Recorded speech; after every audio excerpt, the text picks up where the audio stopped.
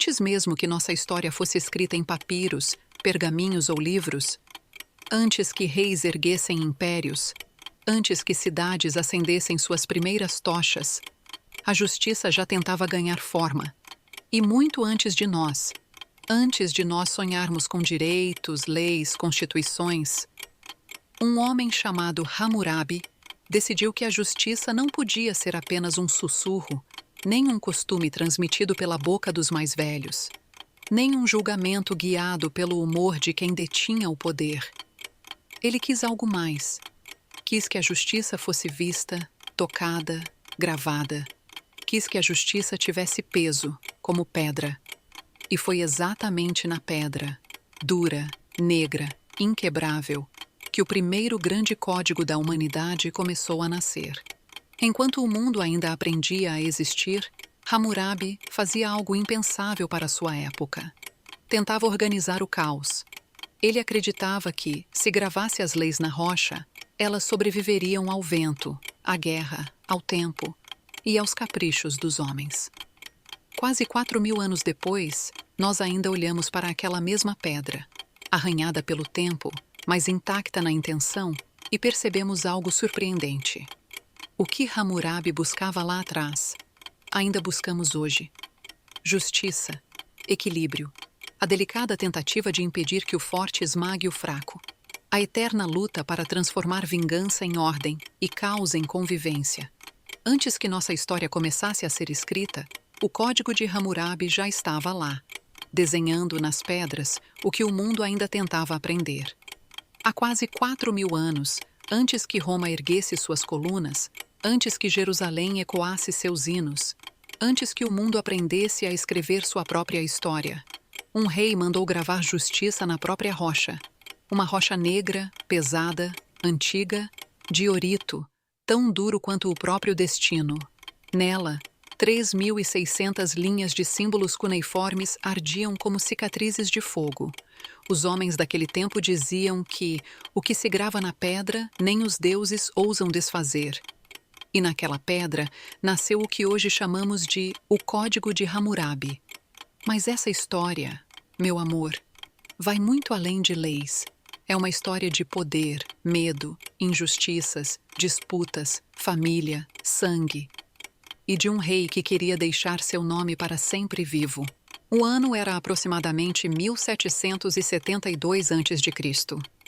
Na grande planície entre o Tigre e o Eufrates, a terra que chamamos Mesopotâmia, o jovem rei Hammurabi recebia um sonho. No sonho, o deus do sol Samas, senhor da justiça, lhe entregava um cetro e dizia: faça reinar a ordem. Grave na pedra aquilo que o povo deve temer e aquilo que o povo deve proteger. Quando acordou, Hammurabi sabia o que precisava fazer: criar uma lei que unisse seu povo. Um povo dividido, fragmentado, envolvido em guerras internas, conflitos entre classes, disputas entre templos e famílias.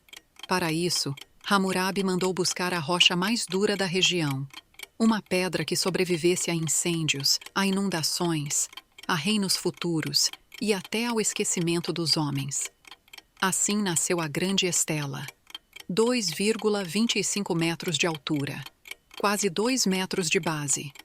Um monumento que parecia ter saído da mão dos deuses. Quando a estela ficou pronta, Hammurabi ordenou: coloquem-na no templo de Sipar, que todo homem, mesmo que não saiba ler, possa ver a lei diante dos olhos do Deus. E assim foi. Mas o mais impressionante não era apenas o conteúdo das leis, era o que elas representavam. Naquela época, quase tudo era transmitido pela tradição oral. Histórias passavam de pai para filho, de mestre para discípulo. Nada era fixo, nada era imutável. Hammurabi mudou tudo. O código reconhecia 3 classes sociais, e cada uma delas recebia justiça de maneira diferente. Awilum, homens livres, proprietários, ricos, o topo da sociedade. Muskenum, funcionários do palácio, homens de posição média. Wardum, escravos, que podiam ser comprados, vendidos e, com sorte, comprar a própria liberdade. Para cada classe, uma pena diferente.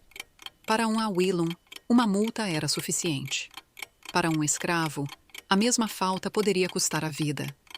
Hammurabi não criou igualdade. Ele organizou desigualdades. E isso, meu amor, ajuda a explicar o mundo até hoje. O princípio mais famoso do código, a lei do talião, não nasceu para provocar crueldade.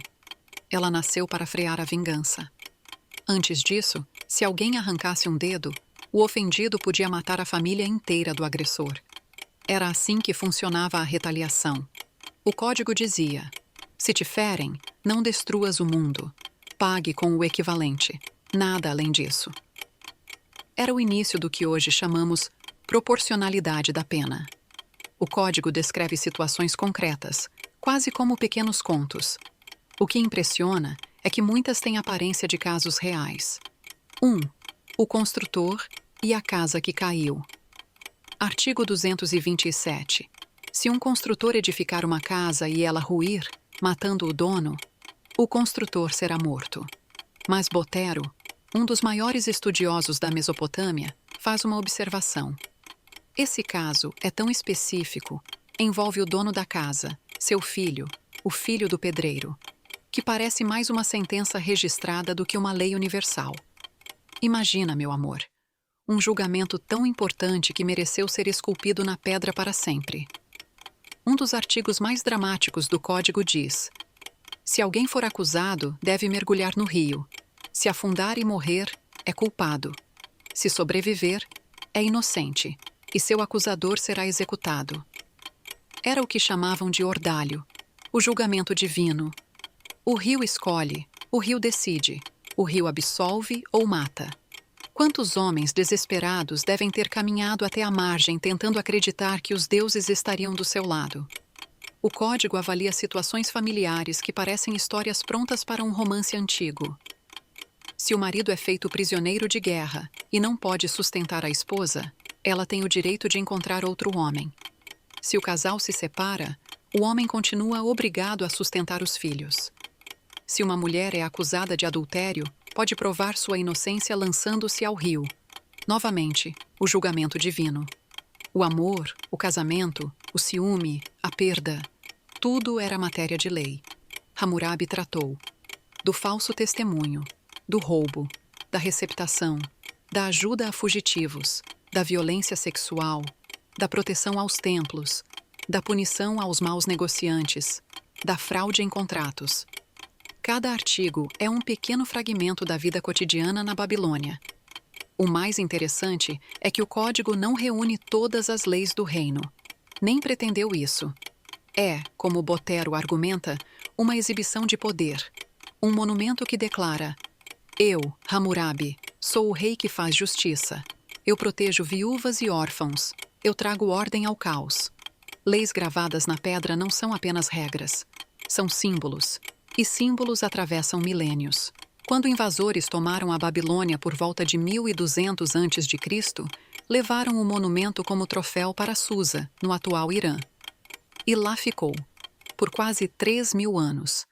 Só em 1901, uma expedição francesa encontrou a estela enterrada, quebrada, quase esquecida. O abade Jean-Vincent Scheil traduziu tudo. Hoje, ela está no Louvre, protegida por vidros e lâmpadas, mas ainda carregando a sombra de um tempo em que um rei acreditou que podia moldar o mundo com suas palavras. Especialistas notaram que muitos temas presentes no código aparecem depois na Torá, o conjunto de leis judaicas, mas com diferenças profundas. O Código de Hammurabi admite pena de morte para roubo ao templo. A Torá exige compensação, não execução. O Código manda condenar o filho de um construtor pela morte do filho do dono da casa. A Torá proíbe matar filhos pelos erros dos pais. O Código distingue a classe social da vítima. A Torá ordena: não farás acepção de pessoas. Essas diferenças revelam duas mentalidades. Uma baseada na ordem social rígida, outra na igualdade moral diante de Deus. Ao final do monumento, Hammurabi escreve um epílogo extraordinário. Ele diz que sua obra existe para que o forte não oprima o fraco, para proteger viúvas e órfãos, para resolver disputas e curar ofensas. Talvez não tenha sido exatamente assim na prática. As leis, afinal, eram severas e desiguais. Mas a intenção gravada ali, essa intenção ecoou. Leis escritas criaram o que chamamos hoje de Estado de Direito. O mundo moderno nasce, em parte, da sombra dessa pedra milenar. Reinos caíram. Templos foram destruídos. Cidades desapareceram sob a areia. Línguas morreram. Deuses foram esquecidos. Mas o código permanece. Uma rocha solitária que diz, através dos séculos, a justiça é dura, a justiça é falha, a justiça é humana, mas a busca por ela, essa sim é eterna. E talvez seja por isso, meu amor, que nós ainda olhamos para esse monumento e sentimos algo familiar. Porque, no fim, toda a sociedade tenta responder a mesma pergunta: como impedir que o forte destrua o fraco? O Código de Hammurabi é apenas uma das primeiras respostas, mas foi escrita na pedra, para que o tempo jamais pudesse apagá-la.